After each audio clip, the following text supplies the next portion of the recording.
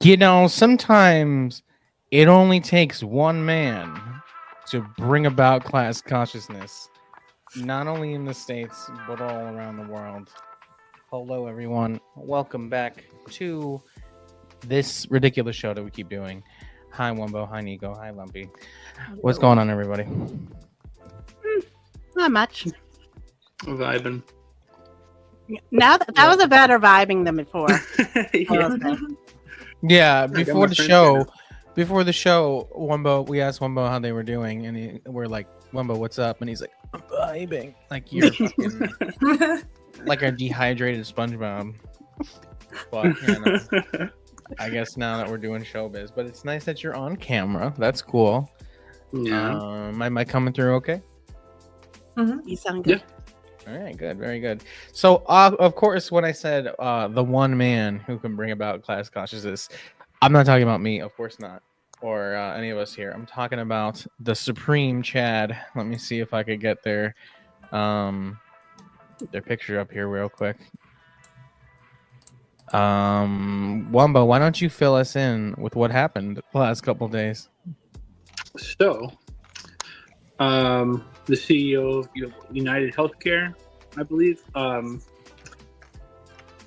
was walking from his hotel in New York City and was clapped by our hero. Yeah, and he kind of just disappeared. Now, does our hero have a name or? I don't know. To be Hero.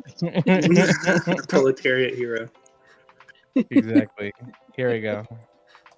That's the Chad that I'm talking about.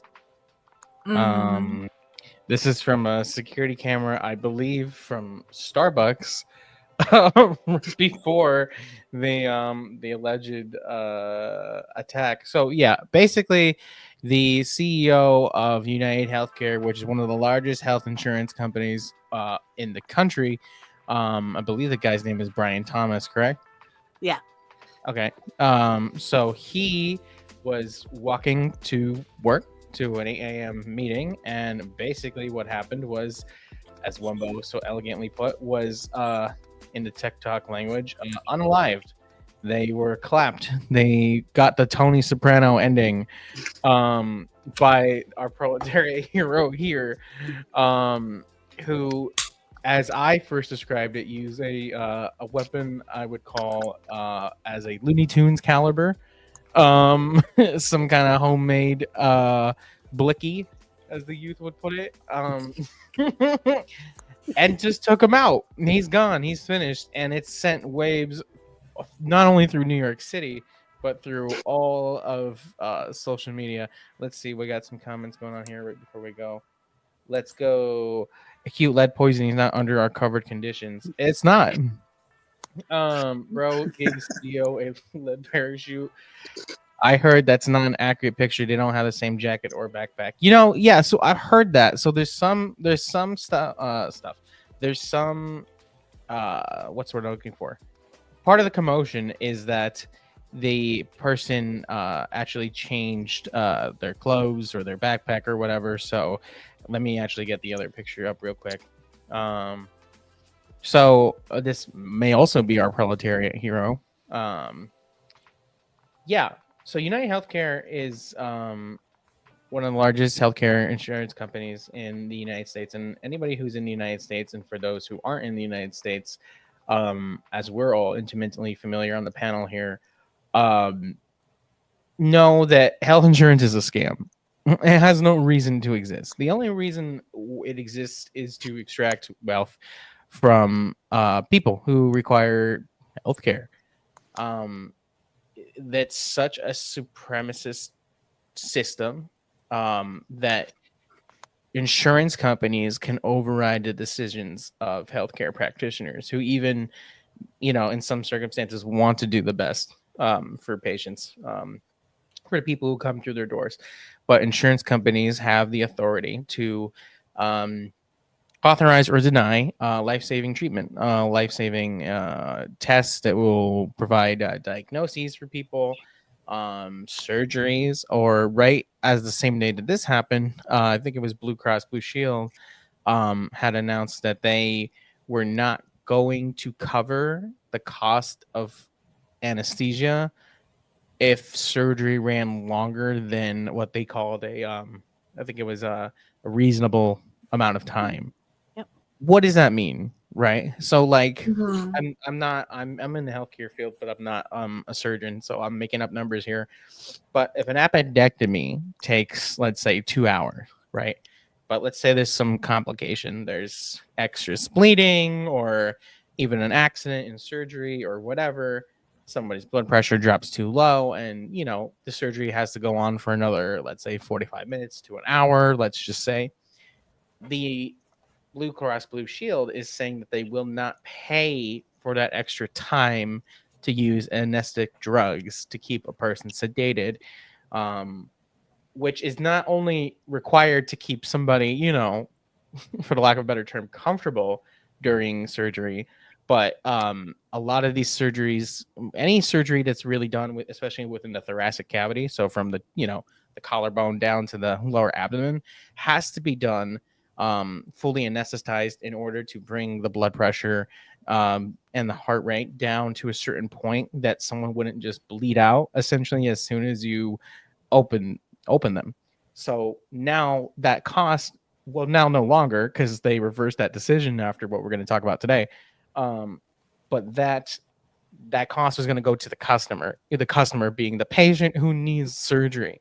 So it's just an absolute insane mad lad move that our proletariat hero has done. But Lumpy and Nico, why don't you give us a little bit more insight about your experiences with the health insurance industry?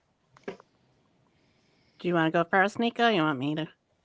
Sure, I can go first. I feel like maybe you might have a little bit more to expand on than I do, but I guess for me, being born with a disability, I have experienced a lot of situations where I have not gotten health care that I've needed, even when as a child, because my mom knew that it wasn't going to be covered under insurance.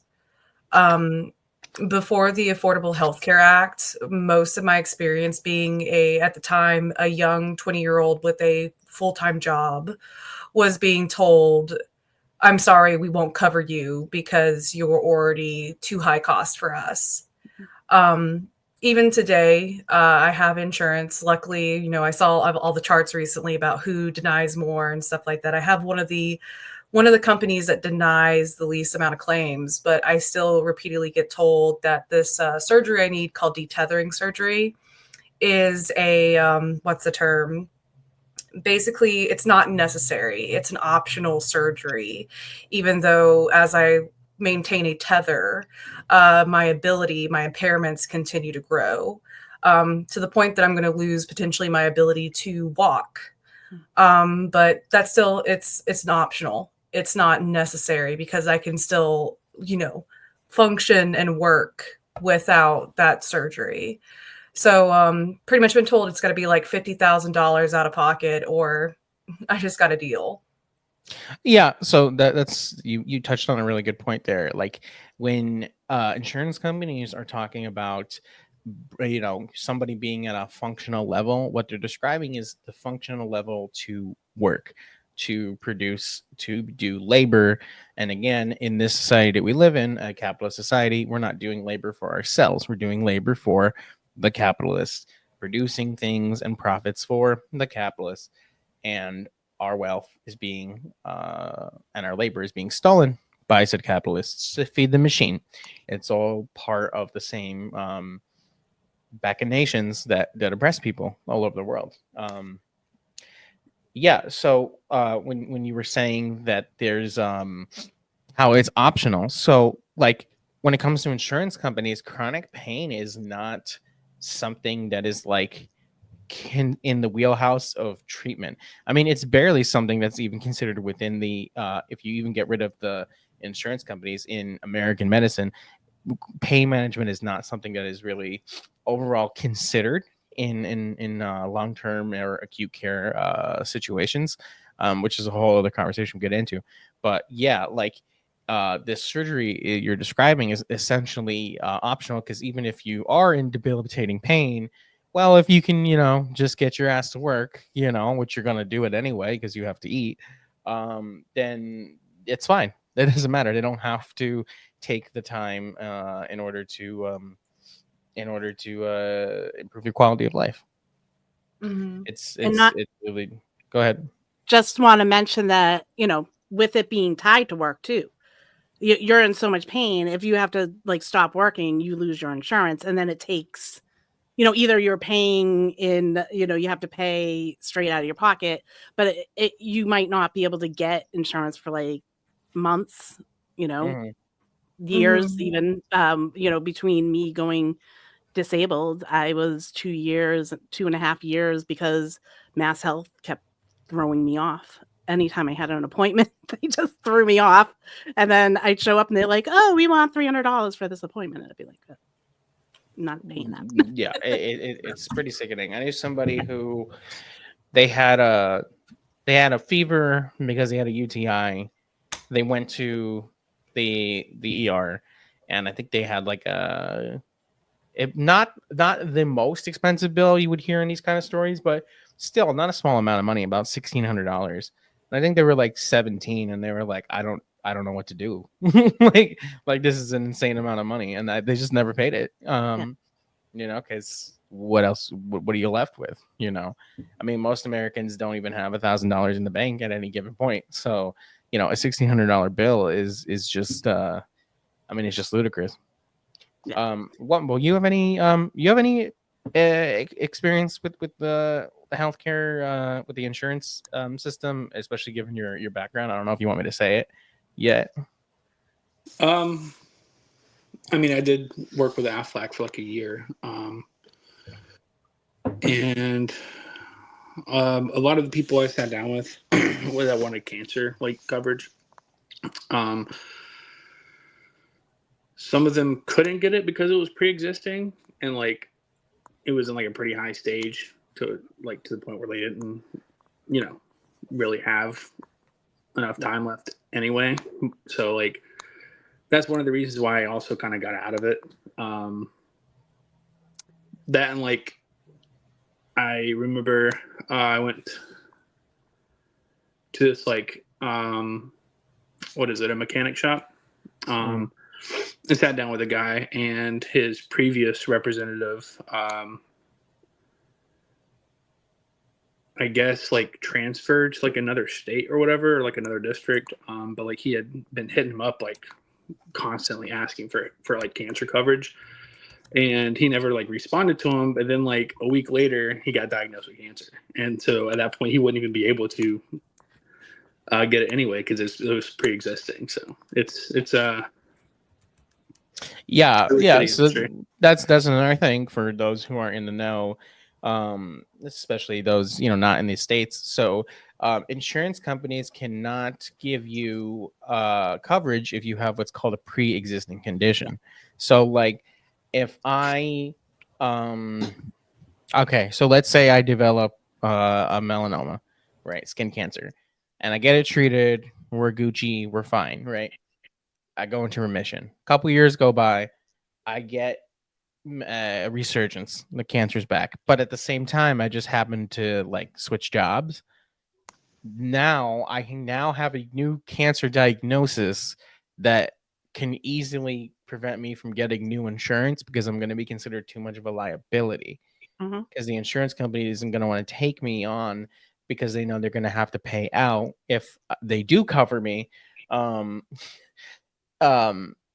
so it's a nothing bird situation. Like there's no way that you can win. I made a comment just a couple minutes ago about people having less than $1,000, and I'm seeing here in the comments Yeah. now. I'm gonna put you all on blast. But we got back out here saying they got charged $250 for wrist brace. Insurance covered $15. Hey Mhm. man, listen, $15 is a lot of money. For taking a poll, I don't have 1,000. I probably have $180 until next paycheck. Yep. Me too. That's you, Nico. Black Might, I'm also extremely broke. Don't even have $50. If I go to the doctor visit itself is just $50. Yep. So that my PCP can prescribe ibuprofen. Mhm. Capitalism is a pre-existing condition. Hello, Emily. And I agree.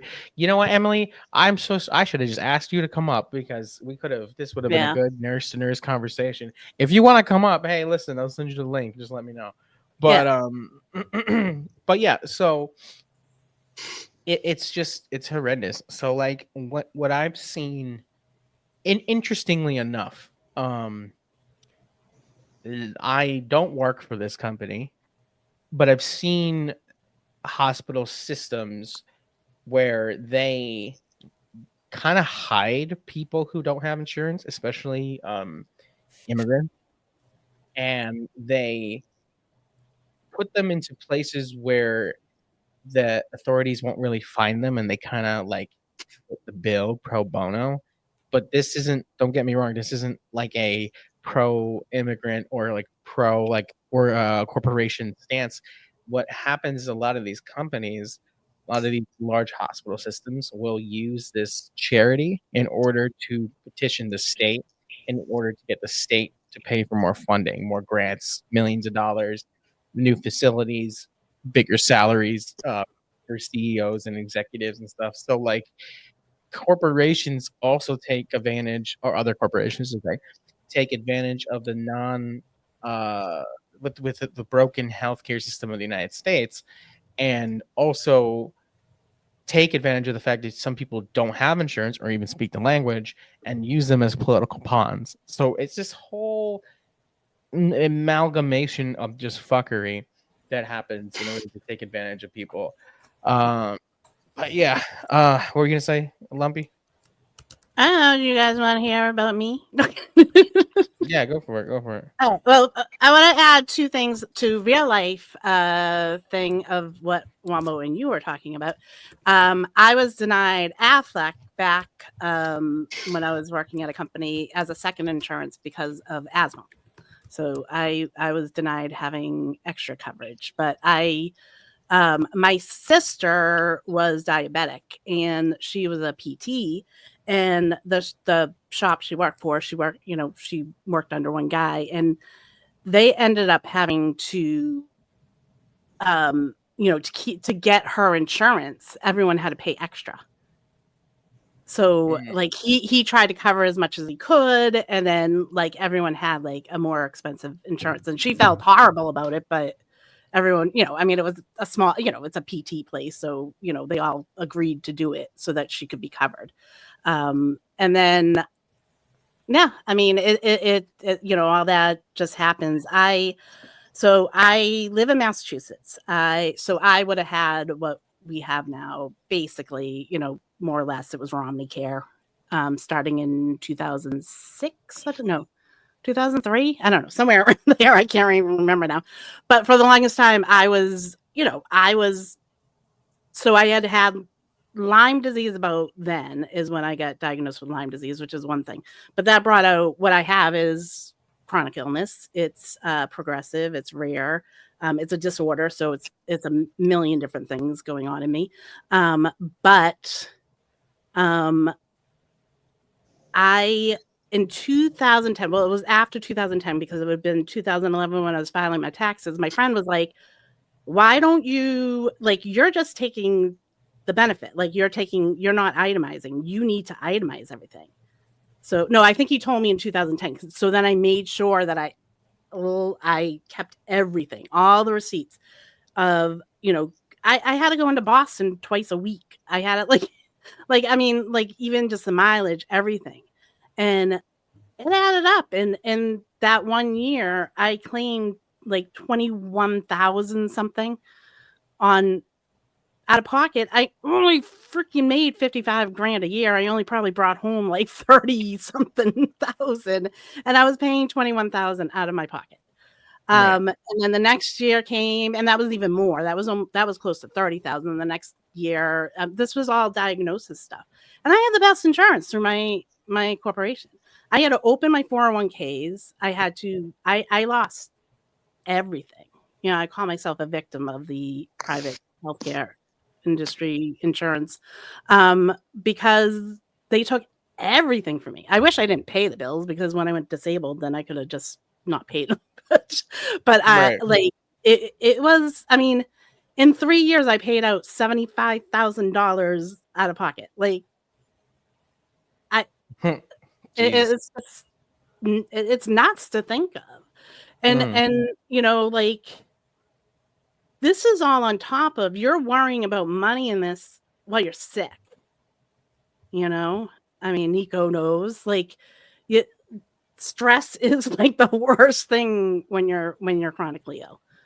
Like, it's the Oh worst yeah. thing. So, I mean, them having to do that, like having all this monetary stress on you is it's good, just making people sicker. It's making all these people sicker.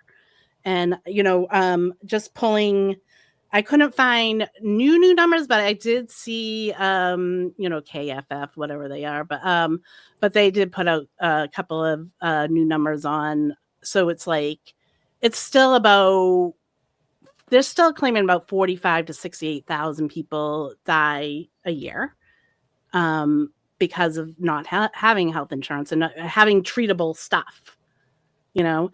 And they're saying right now that 6% of the population's in medical debt. That's like 14 million people are in medical debt. Mhm. And 1% of the population has a medical debt of over $10,000. And so the last number I knew when I say that I went bankrupt, but of course I didn't go bankrupt, but I had no money to like go to the courts and say I'm bankrupt. But like I lost everything. And that is about, it's about probably almost 500,000 people a year lose everything to medical debt Yeah. in the United States. So just wanted to bring up, you know, I love how too, like, oh, you're reading like some of these articles. The cops have no, you know, haven't thought of a motive yet. Well, right, because the police are not going to want to admit, you know, that the guy got clapped for the reason why he got clapped. But I'm gonna pull up the article here real quick. I just gotta make sure I do this correctly. Give me 2 seconds. Boom, there we go. While you're doing that, I'll do so 32% was the denial rate for UHC. Mhm. UHC was using an AI model Yeah. for their denials, which was a 90% error rate in that denials. And the last Facebook post of Brian Thompson was talking about lowering prescription rates, which, you know what? You're an insurance company. You're worried about the prescription prices because that's coming out of your pocket. You're not doing it for any of your patients. So I don't know why you're getting all happy with that. Right. So we have here manhunt underway for United Healthcare CEO Pew Pewer as police track down evidence. So I'm gonna go back up, but let's read from here. New details are emerging in the case of United Healthcare CEO Brian Thompson's death as a manhunt for the person of interest involved in a fatal pewing is on the third day. Authorities do not yet have a name for the suspect at the time, according to NYPD Chief of Detectives Joseph Kenny. Also, shout out New York City for just nobody seeing nothing. And I guess hold up, let me back up because let me paint the picture a little bit for people who don't know. The guy was, if you saw the picture earlier, basically dressed in all black, was on an e-bike, got off the bike, knew what door Brian Thompson was going to walk out of, made contact, left, went into Central Park and disappeared with no trace or whatever. I did see some murmurs of them finding a backpack. I'm not sure any more details about that though. But anyway, smiling photo showing a man police consider a suspect may have provided a significant clue as he lowered his mask during a flirtatious moment with a New York hostel clerk. CNN's chief law enforcement analyst reported Thursday investigators have also found a backpack in Central Park that they believe belonged to the suspect. Here's what we know so far. Ongoing manhunt. Investigators have a reason to believe the person of interest in Thompson's killing has left New York City, according to Police Commissioner Jessica Tisch. The suspect gunman traveled by Greyhound bus to New York before the shooting. A source said authorities also said the suspect used a fake New Jersey license to check into an Upper West Side hostel. The hostel has since posted a notice to other guests stating that it is cooperating with the police. The Atlanta Police Department confirmed Friday that it is working with NYPD as part of the investigation. The FBI is also assisting New York law enforcement, a bureau spokesperson told CNN. The money shot. Officials had to sift through a substantial amount of video surveillance footage to obtain images of the suspected gunman. Pictures Tisch called the money shot during a Friday interview with CNN Scheinman. I'm not even going to try to say that name. She said police released the photos because they want a wider audience to see the picture outside of New York City. The image has been sent to every member of the NYPD, a law enforcement official told CNN. DNA evidence. Detectives have recovered possible DNA evidence from items found at the scene and have now turned it over for lab testing. They basically don't have anything. And Nico pointed out to me that basically the Daily Mail has been posting, you can see it right now on TikTok. If you go on the Daily Mail's TikTok, they're like posting like videos of like police just like staring at the ground with the Law and Order music playing in the background. Like it's stupid. I'll try to find it real quick. Authorities are investigating whether a specialized weapon was used in the United Healthcare shooting. Investigators are looking into the possibility the gunman who killed Brian Thompson may have used what is known as a veterinary gun, a larger firearm used on farms and ranches. Joseph Kenny, New York Police Department chief of detective, told the New York Times. Now, also, this man, this absolute mad lad, Chad, etched onto the bullet casings the words, was it deny, dispose, and what? Defend. Yeah. And now, Nico, where's that from? Because I've heard a few different stories. But where's that from? Where did this poetry come from? From what I know, it's generally like a play on like basically lawsuits with insurance companies. Like they go deny the claim, defend the position, dispose of, I forget what the term is. The patient. Yeah. Yeah. Mm-hmm. Yeah. Yep. So like, I mean, premeditated being like, just like, how do you call it?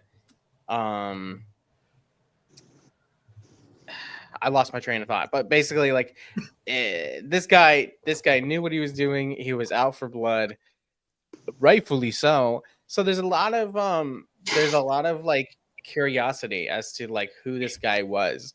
Was he someone who was denied coverage? Was he somebody who knew somebody, a spouse of some sorts?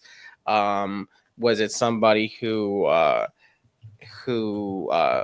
they themselves, had, lost coverage or something? Or is he just an absolute Chad who subscribes to Collective? I don't know.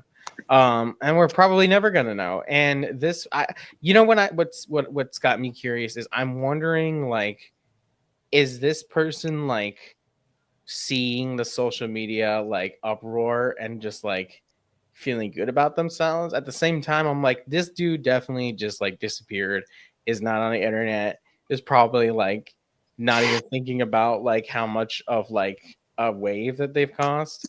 I don't know. What do you guys think? I'm a little amazed at like how well thought out, how well they did this. So like you do get angry. So this I mean, this is what I'm saying. Like this guy probably had planned this for years. So like you're saying, he's probably not on social media. He took his time to plan this. So he either scrubbed himself off of social media, or I don't know, because there's no way he woke up one day and it all happened so perfect, that they have like no clues and everything. So yeah, I wonder who is the other unnamed Chad who like gave him the intel, right? Because like he knew exactly where he was going to come out of, unless he had been watching him for like some, undisclosed amount of time. You know what I mean? It was a big investor meeting, so if he could have known, like, they probably use, I'm sure United Healthcare uses a certain hotel in the area, like, all the time, because I traveled for corporations before, and it was always you use certain hotels because they'd get their deals there. I mean, yeah, I mean, he just probably knew that there was this meeting going on, this investor meeting, so someone had to have told him. Mhm. Yeah, I mean, there's no way it was just a one guy gig, as much as we were trying to great man this guy, for the meme. But let's talk about the actual like social media uproar, right? Like, of course, there's a lot of memes going on, which we can get into at the end for fun. But there's also a lot of, I think, misunderstanding, and I think at the same time false hope, right? And of course, I've been memeing on it, talking about the proletariat hero, right? What Buddy did was for sure adventurism. Like, don't get me wrong, you know what I mean? Like, the action that took place, while pretty chill, doesn't necessarily at all stop the problem, right? Because when Brian was kaput, for lack of a better term, the company stepped over his still warmed body and continued with their investor meeting. They don't care. They don't care about their CEOs. They don't care about their executives. These are people who quite literally throw each other under the bus. So for someone to hear the news that, oh, Brian's dead, is good news for somebody in that room, There's Who's the new CEO? Yeah, there's a video game called Cruelty Squad, and for those who don't know, it's basically a fever dream acid trip, like over satire of like capitalism and like dystopia and like nightmare, where like corporations rule the world, which I mean they do, but like way more in your face about it. That subreddit, their top post is the actual news article of the CEO being killed, because in that game stuff like that happens left and right. CEOs, executives like are like sending goon squads out to kill each other, like, which is gonna happen more. But the point I'm making here is like, this is just a byproduct of the contradictions of capitalism, of people being pushed to the brink. However, the actions that took place don't necessarily, or I wouldn't even say necessarily, they don't constitute particularly revolutionary action, because while it may be really inspiring for some people, it may also be inspiring in the incorrect ways. Meaning, well, I'll put this as an example. A lot of the memes that have been coming out are like, by the way, these CEOs, this is their names, and they live here, and da-da-da. And like, again, that's chill. However, those people will be replaced, and those replacements will be replaced. And as long as the capitalism still exists, as long as the machinations of oppression exist in order to perpetuate imperialism around the world, in order to resource extract, you are not going to stop it. What stops it is revolutionary organizing and action, and collective action. Let's put it that way. You cannot just be a one-man show or operation. You have to not only commit action, but seize the means. Because if you don't seize the means, they'll just replace them. They'll just keep replacing them. Yeah.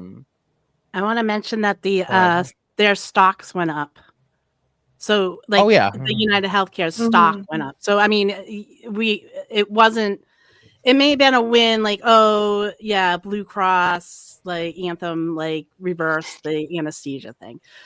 Which, by the way, your governor in New York, Hochul, is claiming that she's the one that got that done. But I don't know. I'm thinking another little incident this week got it done.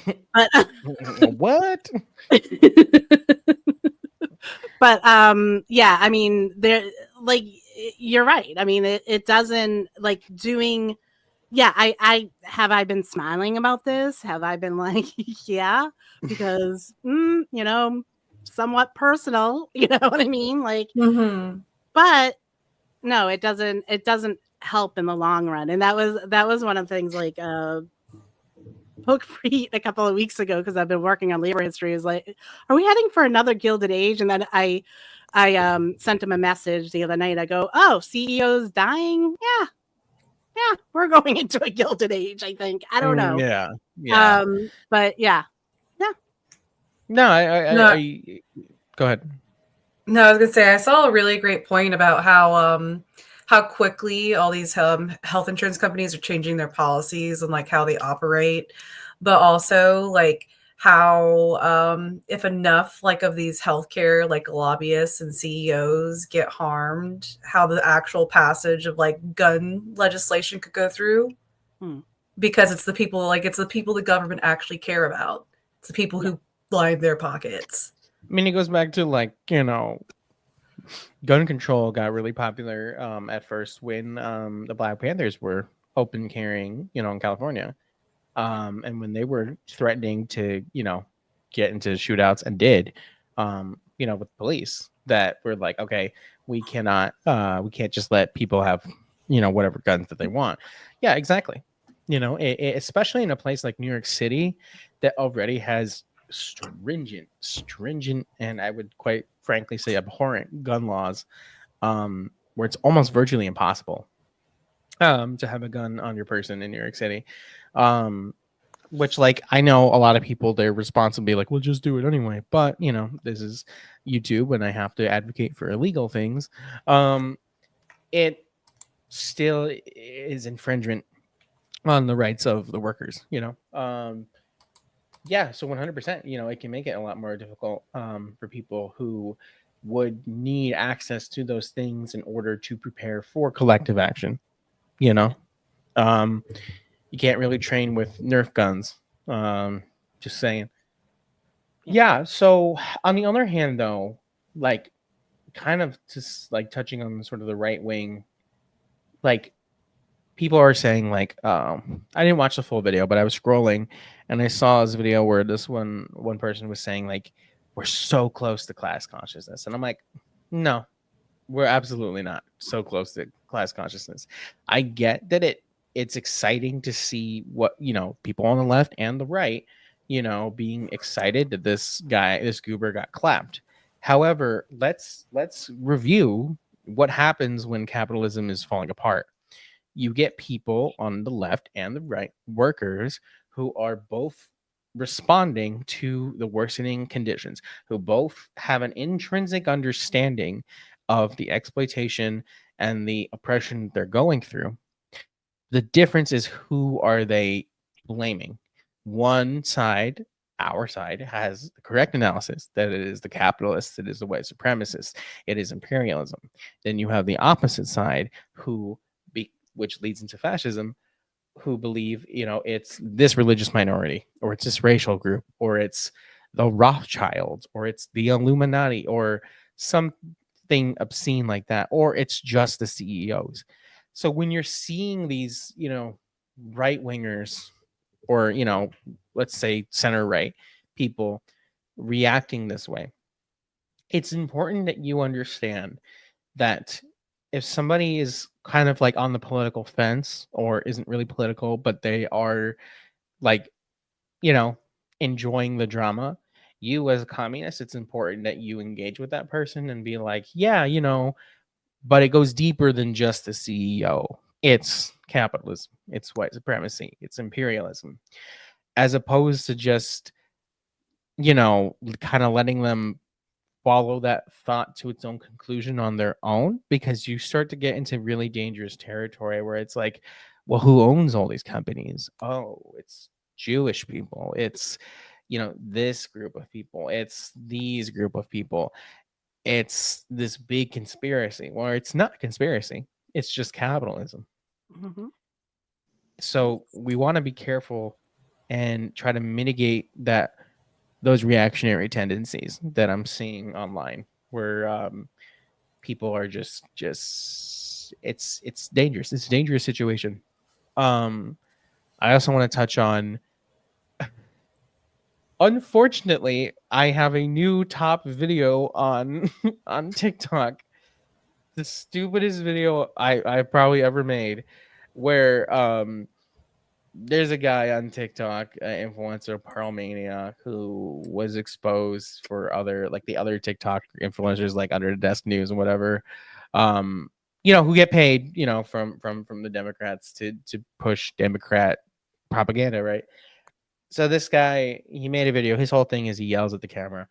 And he was yelling about how, like, this guy, Brian Thompson got killed, yeah. And it's like, hold up though, because you are somebody who gets or was getting paid to spin a narrative that benefits the capitalist class. Now you're touching on something that is beneficial to the working class, but without that follow through of intrinsic Marxist analysis, you are, intentionally or not, perpetuating the sort of right-wing rabbit hole of, well, what's really the problem? Oh, it's this sneaky group of people, insert X group of people here. It's not capitalism, it's crony capitalism. But I think I've been yapping for a bit. What do you think, Wumbo? No, I mean, I agree. Especially like people on the right aren't necessarily, they're going to blame crony capitalism before they actually blame capitalism as a system. Which it's very cringe, because like at this point I don't see how you just open your eyes and see that it's capitalism that's destroying not just the working class, but also like our planet. Mm-hmm. Yeah, for sure. It's I just sometimes wish you could grab people and shake them. Nico and Limpy, give me your thoughts while I'll be right back. You go, Nico.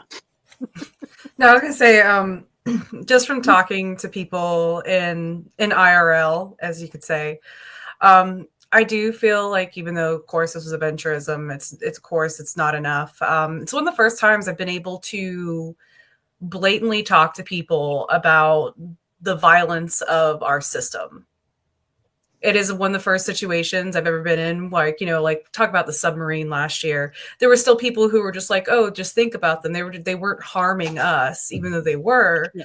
It's more of a situation where almost everyone on the side is just like, why should we care about this person who was violent against thousands of people in a very real way? And it's one of the first times even people who I know aren't like politically like active and aware, I've heard them say that without me having to like kind of lead them to that. And that gives me the opportunity to kind of push like, well, what makes that, violence?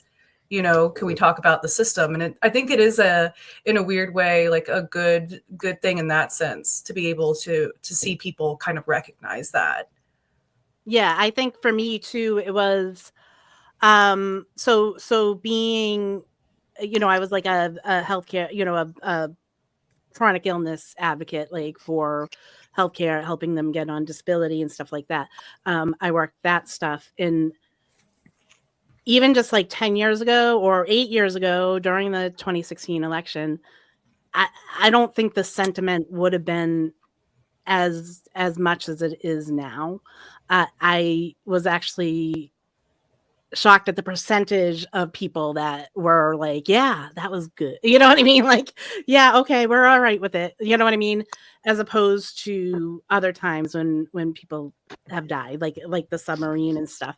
But yeah, I mean, you still had the people online being like, he was a person and he had a family. And yeah, all the people that he denied were people and had families too, so. That's exactly what I said. Yeah. Because I had this conversation with someone the other day and I was like, Yeah, I mean, you got to think about like all the people he put into debt that had families that they had to take care of. Yeah. You know what I mean?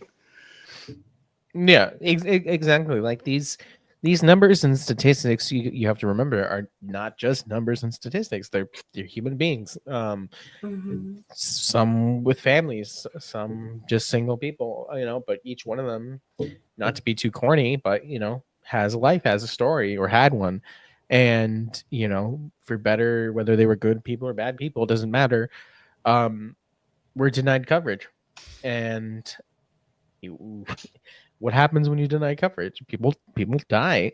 Like that's just what happens. There's no other way around it, and it's obscene. It's obscene. Like I saw quite recently somebody at who had brain surgery, and they had all these kinds of different sutures and stuff in their head, and as it became infected, basically a bunch of providers were bouncing this person around because this person doesn't have insurance, and nobody wanted to take care of the situation for free. So it also, besides just the corporations being, the health insurance corporations, being trash, it also kind of comes down to the individual person, like Brian Thompson, or like certain medical providers, doctors who are like, well, I don't know, I don't really want to do this for free, take up my Saturday. Like, I could just go play golf, like like it's disgusting. I think healthcare is one of the best ways and avenues to have conversations with people, to try to get them to sort of see, the, like Nico was saying, the violence of the system. I mean, going back to the days of the 2014, like why did Bernie Sanders get stomped out by the DNC? Because Bernie Sanders was, I don't know if they still are, was a proponent of universal health care. And that by itself is such a money grab for the military industrial complex, for the capitalist industrial complex. You just can't do that. It also adversely affects the military recruitment, because a lot of people join the military to get some kind of benefits. So if you remove that from people's from the rat race, recruitment will already be so much lower than it already is now. Yeah. Let's look at some comments here real quick. Pearl doesn't give a fuck about the proletariat. He just wants his neoliberal back. Correct. People need to realize liberal grifters are real too. Correct. Not Anthem overturning your decision based and casually trying to pretend it's not because of United. Yeah. I worked as a housing manager during 2020, and we had dozens of clients who were on United who had denied coverage, which resulted in vulnerability to COVID. Dozens died. Yep. I think he even bragged about it too. I was also a caseworker, assisting families, coaching them, and navigating resources for their loved ones with dementia. Straight up had all insurance companies denying palliative hospice care. Oh yeah. 100%. It's just it's disgusting. But we're getting close to an hour here. Ladies and germs and theys and thems. What do you think's gonna happen? You think it's gonna be copycats? You think, like Lumpy was saying, like, is this just the soft launch to the Gilded Age of things getting worse? What do you think?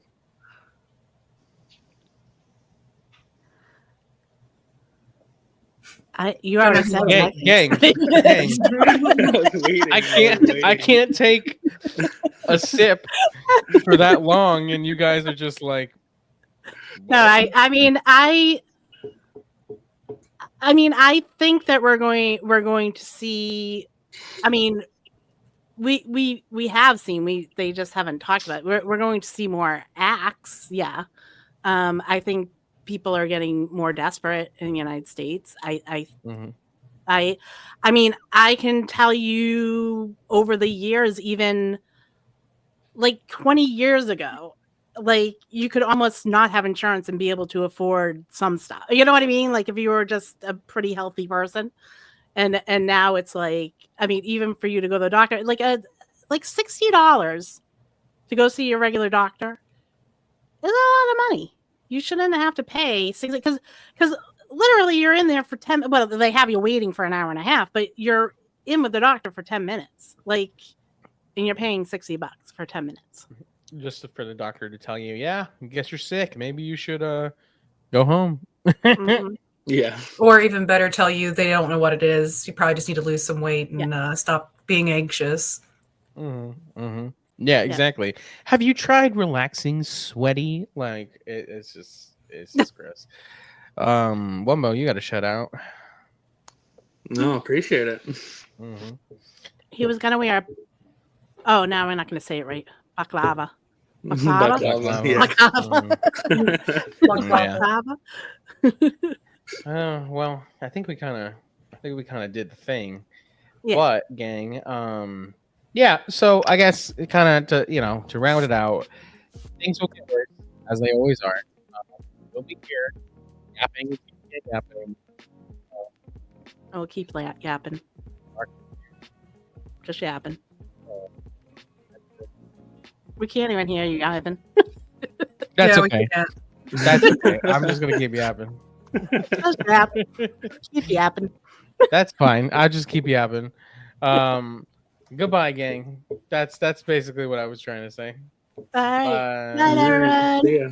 Bye.